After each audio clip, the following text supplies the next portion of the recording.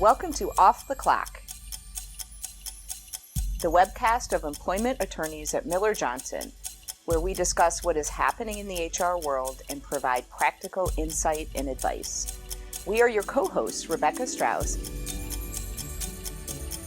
and Sarah Willey, two employment lawyers who spend their days guiding employers through all of the challenges that workplaces offer. We are here today in a new recording space with two really special guests that I'm excited to talk to our audience with today. Yes, me too, because should we tell people what the topic is? Yes, we should. I mean, we should, yes. It's a little guess it probably unnerving, narrows perhaps, it down. otherwise. Right, we're not in trouble. Right. Let's just clear that up. At least I'm not. Right? I haven't run it. Okay. Yes, exactly. So we're here today to talk about workplace violence, and this is going to be the first of a two-part series. We are here today with Sergeant Werkema and Deputy Chief Boysen. They're both with the Kalamazoo Department of Public Safety, and both have tremendous insight and experience on this topic. And Rebecca, you and I talk about this frequently. We get a lot of phone calls from clients, from HR folks, when they have potential concerns about violence in the workplace, and specifically when maybe there's been threats made. Yes. And you and I frequently talk to clients about the resources that local police departments can provide to them. And so in this first episode of this series, we thought it really was most appropriate to start there, because I think these individuals provide probably more value, believe it or not, than lawyers can on this topic. So today we're going to talk to both Sergeant Werkema and Deputy Chief Boysen specifically about the resources that local police departments offer. And then they are also going to provide some practical insight on prevention, on preparation, and on response when employers have incidences or concerns about violence in the workplace. Perfect. Thank you both so much for being here. Yeah, thank you very much for having us. Before we get into those specific questions that Sarah mentioned, can you help educate us on what are the most common targets for workplace violence? Who are the most common perpetrators? Because employers often want to know, right? Are we the type of organization that needs to be particularly concerned? What are your thoughts on that? Well, I can start with a little bit. I think, unfortunately, there's no typical location where this happens. It's very random. We've seen it from transportation center. We had an incident here in Kalamazoo. Various businesses. It really just, there's no way to really predict which location it's likely to happen. That's why it's important really for everyone to be prepared in their particular workplace for it to happen, because it really can happen anywhere. And just to continue on that conversation, there's not a general profile of somebody that's going to do this. There's not this person's wearing blue today, so they're going to be your suspect. That's not a thing. Anybody can sometimes be triggered by certain events that happen in their lives that would push them to do something like that. Is it usually an employee of that business, or is it a customer? Is it a relative of an employee? What are there any patterns that you've noticed? And I will say, go ahead there, Sergeant Werkema. I would say, generally speaking, there's some sort of connection to that place. It doesn't mean they have to be an employee there, or maybe their spouse worked there, like you said, or maybe that's somewhere they frequent as a shopper, or it's somewhere close to wherever they're from. That's the most typical thing. It's usually a known person to either the staff or a coworker. Very rarely have we seen something where just a random person comes off the street and targets a business and it's never been in there before. So usually it's a known person to the staff, and many times they've maybe had concerns about some behavior cues that we can talk about looking for. So that's really important to pay attention. And then a lot of times we always say, go with your gut instinct. I think a lot of times people may sense that there might be an issue with a coworker or a client, and they feel that there could be something wrong, but they kind of suppress their gut instinct. And we recommend, if you think something's wrong, tell somebody and act on it. Because a lot of times people go back at an instant and think, boy, I should have picked up on that, or I should have said something. And we'd rather have that call first. Yeah. And we often get that call from human resource representatives who are in that moment of maybe receiving information and they are wringing their hands about what, if anything, they should do.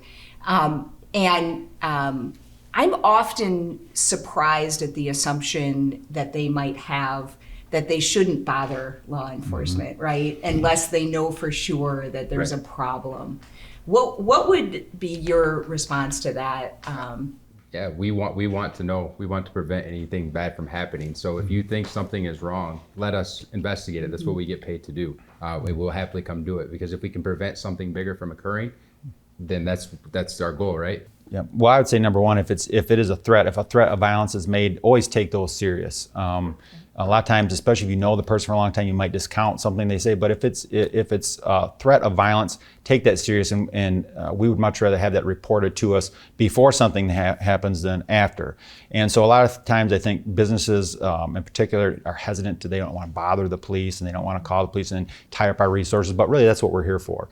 So we're on duty 24/7, and we have officers that are work particular areas that can respond. Usually our response time is very quick. And so we definitely would rather have that call. And many times just seeing the presence of an officer can help de-escalate that situation or make someone think twice. And then also, many times, really what we see is there's some serious mental health issues going on with some of these individuals. And we also can make sure that they get the resources they get. And a lot of times companies provide those employee assistance resources, which I think are very important. If you have someone that comes to you and is struggling with maybe some family issues or things going on in their lives, offer those employee assistance resources. But also, if we respond, if it gets to the point where it's elevated where the police respond, we also will follow up to make sure that they're getting the mental health services that they need, because it's very important. That's fantastic. And I should mention, I know both of you have been and are very involved in the community policing efforts here in Kalamazoo. Sergeant Werkema, I know that you lead currently the community policing unit, is that right? Yep. And Deputy Chief Boysen, I know also you've been a captain in the community outreach and problem solving division here in Kalamazoo. As part of that, is there a resource or a liaison for employers to contact or maybe develop a relationship with? Yeah, I'll hit on that one. I'm in charge of a community policing unit, and we currently have 8 officers that can go out and train businesses on how to respond to an active shooter situation, or just that liaison beforehand to say, hey, this is how we would respond in this certain situation. So we had that open line of communication. That's fantastic. And I will tell you, I spend a lot of time sort of sitting in the seat of a human resource director, right? And I will tell you that person, I think, would find tremendous value in the idea that they could develop a relationship ahead of time so that when and if there's a concern, they know who to contact and say, let's just take an example, right? Rebecca and I see a lot of examples like this over the years.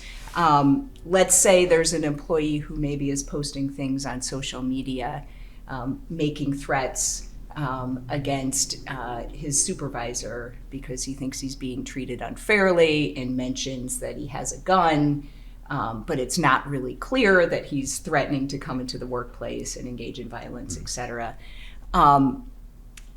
Coworker will bring that into the human resource director and say, hey, you might want to know about this. What are you going to do, right? In a situation like that, I would think it would be really helpful to be able to reach out to somebody like you and say, hey, should I be concerned? What are your suggestions? My suggestion is to call us. Don't hesitate to call us. That's what we're there for. And if we've developed those relationships beforehand with the HR departments, that's what we want to be there for. We want to prevent anything bad from happening. So don't hesitate on something like that. So what you're telling me is it's possible that instead of calling somebody who went to law school, there's a resource and even a particular liaison that they could have a relationship with ahead of time that has more experience and insight into situations like this, and Yes. you could be a help. Yes, please call us. Okay. Yes. Excellent. So when you do get that call, and hopefully you will get more of those when people are concerned after this episode, can you walk us through the process on your end? What could the company expect to have happen? Well, the first thing, so if you give us the name of a person that you're concerned about, one of the first things we're going to do is look them up to see what recent involvements they've had, because many times if they're having problems at work, it's not just isolated to the workplace. They may be having domestic situations at home, things like that that we can be aware of. So we'll have some knowledge maybe of the individual before we walk in. That's an excellent Yes. point, right? Yep. They may know you and you may know them, Yes. even when Yes. you walk in the door. Yep. And then we can be there if it's a threat. Well, we don't want to embarrass the person and do it in front of all their coworkers. So we would ask maybe someone from your staff can pull them in another office, and then we can come in there and talk to them, so it's not in front of everyone, putting them on front, depending on the situation. But we like to kind of keep it low key at first and just talk to them, see what their thinking are. We'll ask them, hey, you posted that you have a gun. Are you thinking about doing anything violent? You're making any threats at any particular individuals? Try to get what they're thinking when they posted that. And depending on their cooperation, they might ask for help, that they need some help if they're having issues. And then a lot of times those employees may be sent home for the day, so we can help escort them out of the building. We just want to be there to make sure nothing happens at the workplace. We do get called quite a bit if maybe an employee is getting terminated and they've made threats. That's usually when I think there's an escalated chance of a violent incident occurring, when they're getting terminated from employment. So many times we'll get calls from businesses before that happens saying, can you have an officer stand by while we terminate this employee and escort them out of the building, just to prevent any problems at that point. Because if they're having issues, that would probably be the most dangerous time. And we're happy to stand by and do that. Again, I think unfortunately many times people don't want to bother us, or they please call. Does there have to be a specific threat of violence for an HR person to be able to say, hey, I'm terminating someone's employment and I'm nervous? Or can it just be a gut feeling? Like you mentioned earlier, trust your gut. Can it be one of those gut feelings? And would you respond to a call like that? Yeah, if we call, we will come. And if you say we're going to turn an employee, we're concerned. We're not going to ask you a million questions. They'll ask you a few questions, but they'll want to know the level of risk. But we will still come. We won't say no, that doesn't rise to the police. We're not going to come. We will still be there. Sergeant Werkema, you mentioned doing training for businesses. Let's talk a little bit about prevention. Yeah. Tell me about what type of training you do. So we currently offer CRACE training, which is civilian response to active shooter events. Each one of my officers is certified in that, to go out to different businesses and train. The basic concept that we train is to avoid, deny, and defend any kind of threat that's in the building. So if we had somebody with a knife come in the building, or somebody with a gun come in the building, our first thing is we want you to leave. We want you to get away as fast as you can and contact the police. So the quicker you contact us, the quicker we can respond. The next step would be to deny. So that would be to barricade yourself inside of a room if something like that were to happen. And if worse comes to worse, we want you to defend yourselves. But if the quicker you call us, the quicker we can get there. And quite honestly, that's how the situation usually resolves itself as soon as officers are on scene. Yes. Yep. Yeah. I would say in most workplaces, weapons are not allowed, right? And so the defending piece, I think, becomes a concern. Yeah, and so you have to come up with a game plan before one of these events happens. You have to almost act out like you have to practice like you're on a football team. Like you have to run your mind through these situations of what would I do if? And you need to be aware of your surroundings at all times. I know when we're at the workplace, I'm guilty of it too, is my head's in my computer and I'm trying to finish that next project. Well, what am I paying attention? Who's walking down the hallway behind me? Or do I know who this person is around me? So just being aware of your surroundings, I think, is a key. I think that's the main thing about the training. It gets people thinking. Most people don't think about violent incidents in their lives, and thankfully most people don't experience violence in their lives. But if the training will at least get you thinking of what would you do if that happened, and then you will react much quicker if you have a little bit of a game plan. And the officers will talk about escape routes, exits, different tools that you can use to barricade a door, for instance. We'll talk about different things we can use if it gets to that defend, that you can use as a weapon just to distract them and give us more time to respond. But again, the quicker we get the call, the quicker we'll be there and resolve the situation. And again, depending on the jurisdiction you live in, like here, our response time is very quick at an incident like that. So we just need you to buy us a little bit of time to get our officers there. Yeah, and I would imagine, to your point, the training would also involve looking at the layout of the workplace and maybe making some suggestions. Yeah. Right? Is there anything employers can do to make their locations not as soft of a target? Yeah, I think cameras help. If somebody knows there's a camera there, they're less likely to probably commit some sort of crime there. Security gates or doors. If you have like a receptionist at the front door, do they buzz somebody in and out of the building? Does everybody know where the exits are to their building? So it's a kind of a give and take concept. Is you want to share this information with your employees who maybe someday could be that suspect. So, but so there's some give and take. There's some valid points. It's just something to think about when you're doing this training. So maybe you have that one key person that knows everything, but then everybody else has their own kind of game plan. But our number one rule is if you can get out would be our suggestion. Yes. So there's that basic training. And I will say this to our listeners as well. I know the term active shooter training maybe creates a gut reaction that's negative, right? That maybe I can see HR individuals thinking, I don't want to tell my workplace that they need to do active shooter training. But there is certainly value to what you are saying, right? And it's more preparedness and response. And we actually call it active violence training. Yeah. So it's not just shooter training. That's it's better. active violence training. Yes. That's better. So it sounds better, and it's true. It doesn't necessarily have to be gun violence. It could be any type of weapon or physical assault happening. But it's active violence training. And it's really all about how you communicate it, I think, to your workforce.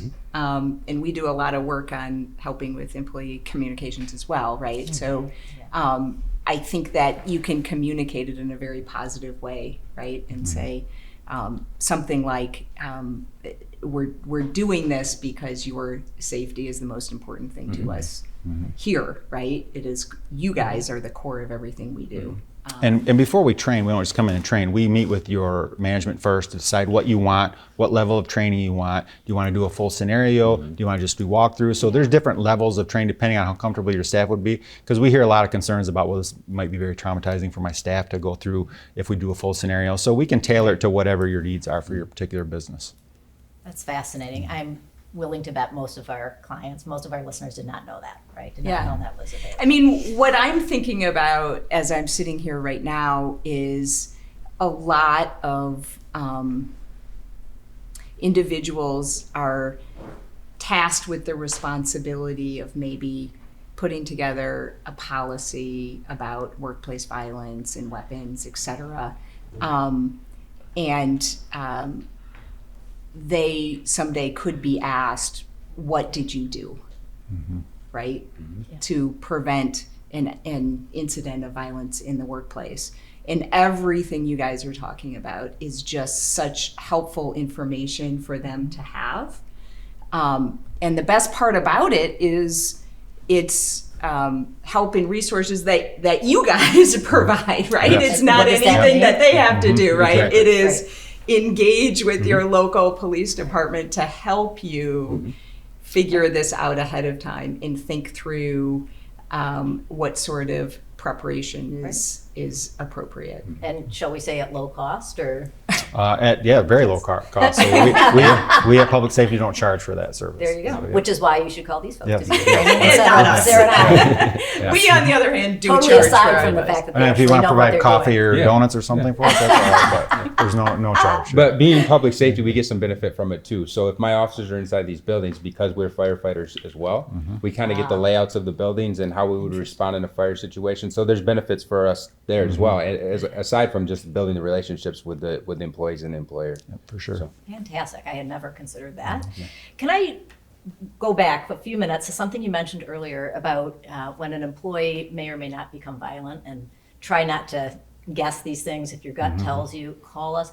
But are there certain types of behaviors that you as experts in this field know to look out for that may indicate that someone is more likely to engage in violence? I'll just touch on a couple things and you can jump in, Sergeant Werkema. But I think one of the things we see in this country, and I think that's why you see violence increasing in our number of incidents going up around the country, is because I think mental health is a huge problem in this country. I think a lot of people are quietly struggling with mental health. I think the lockdowns of 2020 and COVID has really ramped that up. I think you see a lot of people living in isolation. There's still people doing some remote work and some so I think hopefully that's going to get better as we get back engaged as a society and have different things to do outside of the home, because I really think that really hurt us a lot, is there was not a lot of community events during that last couple of years. So I think there's a lot of people struggling with mental health. And so that's why as a coworker, I think I look for any changes in behavior. So if you look for differences. So if they're all of a sudden really quiet and withdrawn, that's a cue. And again, social media is big now. So everybody's on social media, and I think if there's some things that are concerning, if you see a coworker posting something that's not normal, it'd be nice for them to either bring that to the attention of management or talk to the person to find out if they're okay. Because I just think a lot of people need to get directed to those mental health resources that they might be afraid to ask for. I like what you said, which is changes. Mm-hmm. Yes. Changes in behavior, and then of course statements that they make that are more overt. Yeah.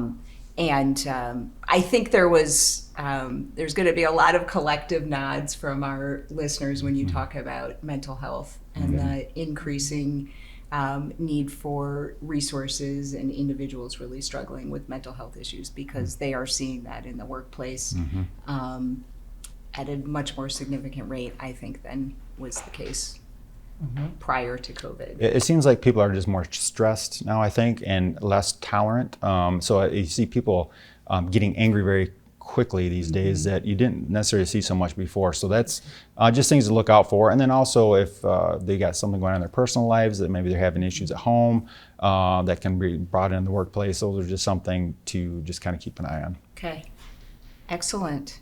Can I ask something on behalf of our listeners and watchers? Because I get this question from clients when this does come up, and I have suggested they contact law enforcement from time to time.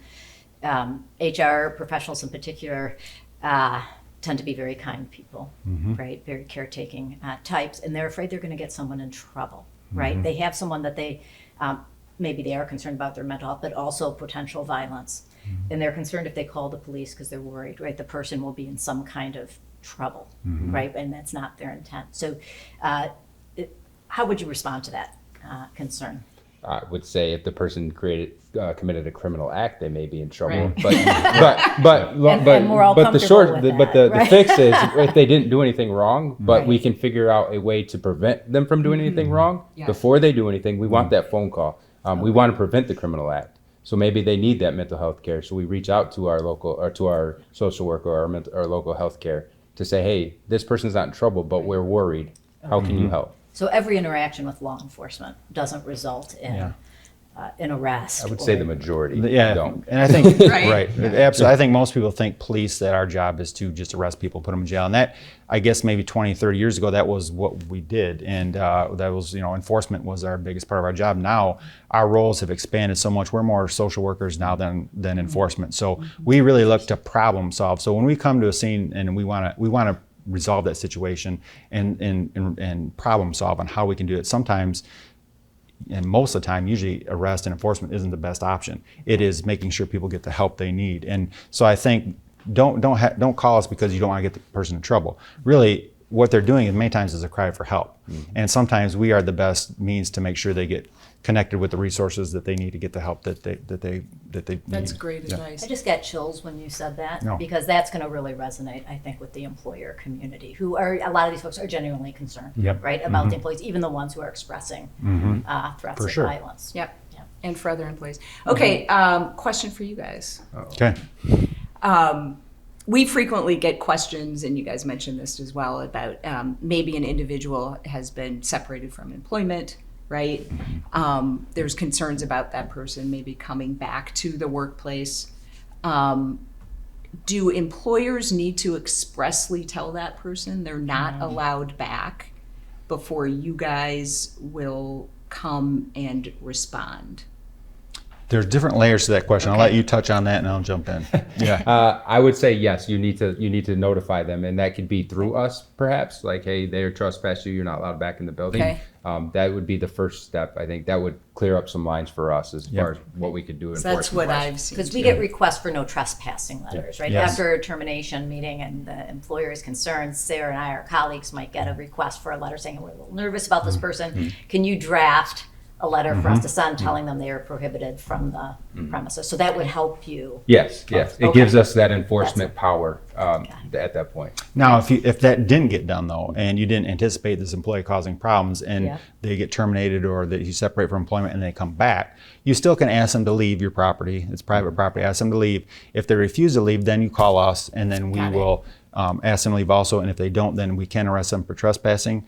Okay. But usually they comply when we get there. And if they've made threats, so if you terminate an employee and they've made threats to retaliate or hurt somebody, you can also get a court order to say that you can't come on our property. And that's the more formal way to do TRO or it. Yes, something. yes. That's excellent, right? So the value, in my mind, the value of having a more proactive no trespass letter is it avoids maybe an individual being in a situation to have to go confront that person Yes. who may be sitting in the parking lot and have to go out there and say, you're not allowed, you need to go home, right? And so in my mind, that would be the better Yes. choice to proactively tell them that, and then they can contact you and say, we sent them a note, we told them they're not allowed here and they're sitting in our parking lot threatening employees as they're coming in and out of work. Okay. Is there anything else you all would like the employment community to know? This is a great opportunity, and we only know the questions to ask, right? We only think we know some questions, right? But my guess is the two of you know a lot that you'd like folks to know and understand. So. Well, I just say, I think just be aware of your surroundings and be good witnesses for us. So if you have someone, a customer that comes in and causes problems, maybe it's not an employee, maybe just someone coming off the street, be a good witness. Get a good description for us. If you can safely do so, get a vehicle description, license plate. The more information we have to respond to that, the better, because many times by the time we get there, the person may just be leaving and we can spot the vehicle and make contact that way. So just kind of help us get that information we need. And if the dispatcher can get that out before we even get there, that's even better. So we'll know what to look for as we're approaching the scene.